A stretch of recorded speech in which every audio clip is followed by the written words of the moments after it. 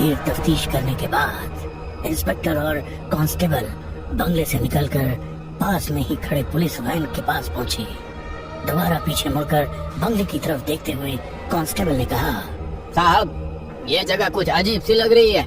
इस बंगले के भीतर कुछ भी सामान्य सा नहीं लग रहा था। कांस्टेबल की बात सुनकर इंस्पेक्टर साहब ने भी उस बंगले पर नजर डाली। सही कहा, मैंने इस बंगले की पूरी हिस्ट्री पता कर ली है। किसी दिन इत्मीनान से बात करेंगे। गाड़ी स्टार्ट करते हुए कांस्टेबल ने पूछा, पर कब बताएंगे साहब? अगर दोबारा कोई गायब हो जाता है साहब, उस दिन बताएंगे। हवलदार की बात पर सभी ठहाका मारकर हंसने लगे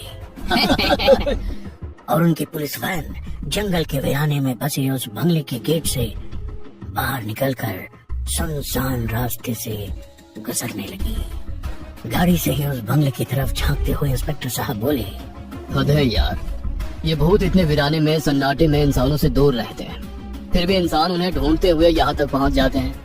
अब हम बेवकूफ किसे कहें, भूत को या ऐसे इंसान को? सर, ये भूत वगैरह को तो मैं नहीं मानता। मुझे नहीं लगता किसी भूत के चक्कर में वो लड़का गायब हो गया है।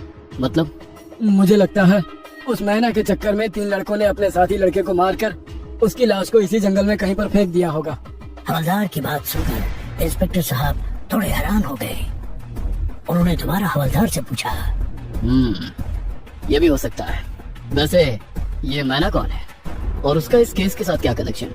इंस्पेक्टर साहब की तरफ देखते हुए धीमी आवाज में हवलदार ने मुस्कुराते हुए कहा, साहब, वही सबसे खूबसूरत लड़की, सुनहरे रेशमी बाल, चांदी की तरह बेदाग गोरा रंग, वही जो नीली जींस और जामुनी रंग का शर्ट पहनकर आपके सामने वाली कुर्सी पर बैठी थी, जो अपना सर पकड़कर फूट फूट कर रो रही थी, वही जो अपने दोनों हाथ आपके सामने जोड़कर अपने दोस्त को ढूंढने के लिए विनती कर रही थी। ड्राइवर की बात सुनकर इंस्पेक्टर साहब को सब कुछ याद आ गया।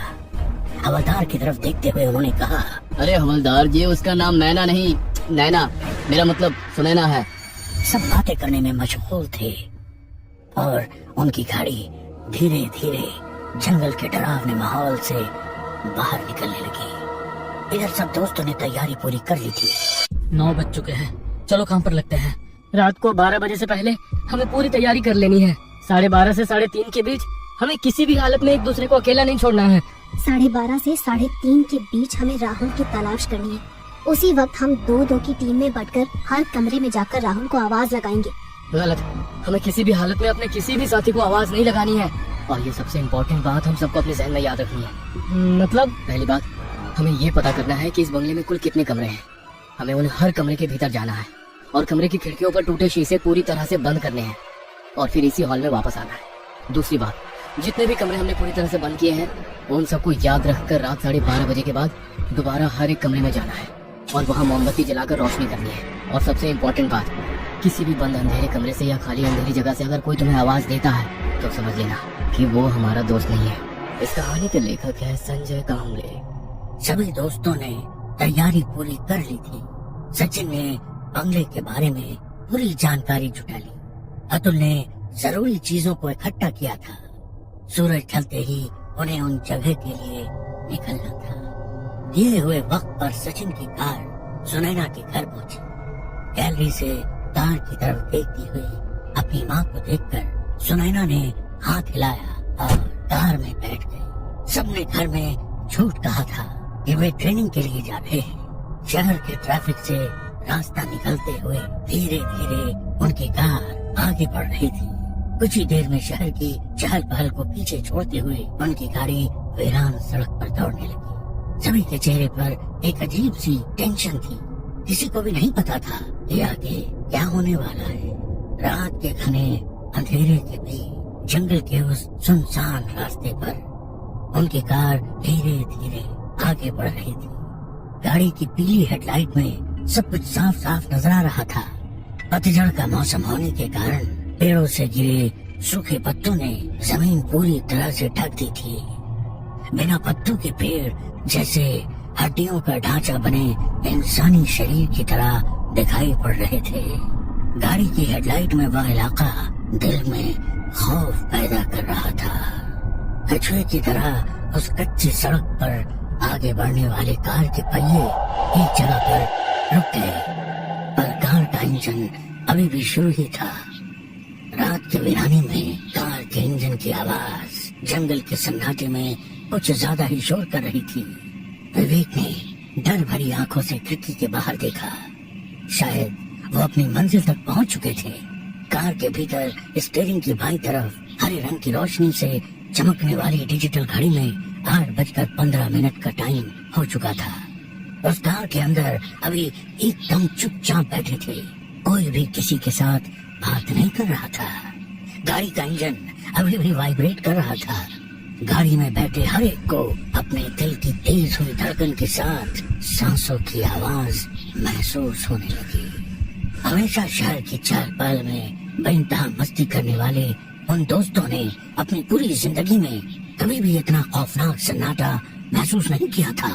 कार के अंदर बैठे ही बंद दरवाजों पर लगी कांच की खिड़की में से हर कोई बाहर फैले काले अंधेरे को देख रहा था। कुछ देर तक वो सन्नाटा कायम रहा। सुनैना, विवेक, अतुल, क्या तुम लोग सचमुच तैयार हो? तो क्या अब तक ये मजाक चल रहा था? तीर कमान से निकल चुका है भाई। देखो, वहाँ क्या होगा, हम राहुल को ढूंढ पाएंगे या हमारे साथ भी कुछ वैसा ही होगा, पता नहीं। मैं इसलिए पूछ रहा हूँ क्योंकि यहाँ आने का फैसला हमने दिन के उजाले में किया था। विवेक के डरे सहमे चेहरे की ओर देखते हुए अतुल बोला, देख विवेक, अगर तुझे डर लग रहा है तो तू मत आ। विवेक का दिल अभी भी घबरा रहा था, जाए या ना जाए। पर सुनैना, सचिन, अतुल आज रात उसी पुराने बंगले में रात के वक्त अपने दोस्त राहुल को ढूंढने की ठान चुके थे। चारों ओर फैली घनी झाड़ियों के बीच में से जाता एक कच्चा रास्ता और कुछ ही दूर पर वो भूतिया बंगला। काफी पुराना होने की वजह से बंगले के अंदर लाइट की कोई सुविधा नहीं थी, इसीलिए हर एक ने अपने साथ 2 लाइटर और एक माचिस की डिबिया रखी थी।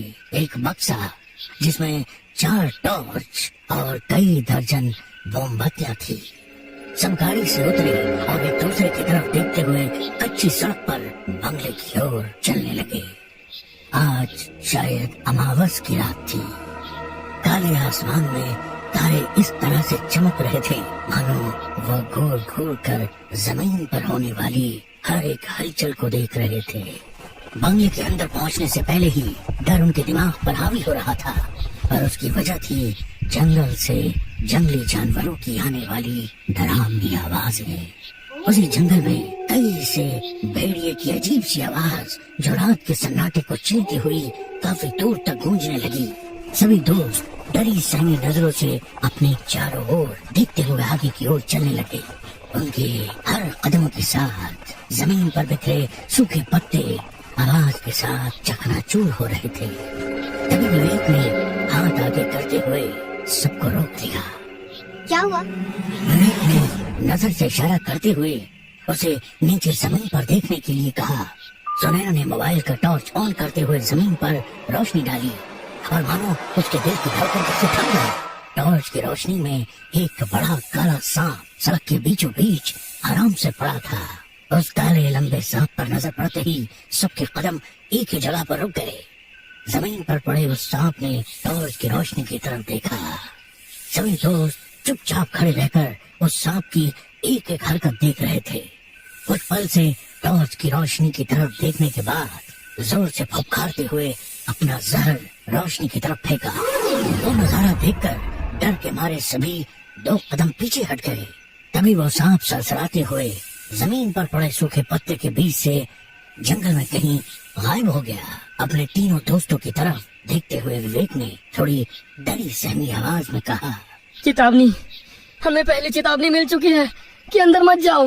विवेक की तरफ देखते हुए सुनैना ने कहा, ये रही गाड़ी की चाबी। वाकई में तुझे डर लग रहा है तो तू जा सकता है, हम संभाल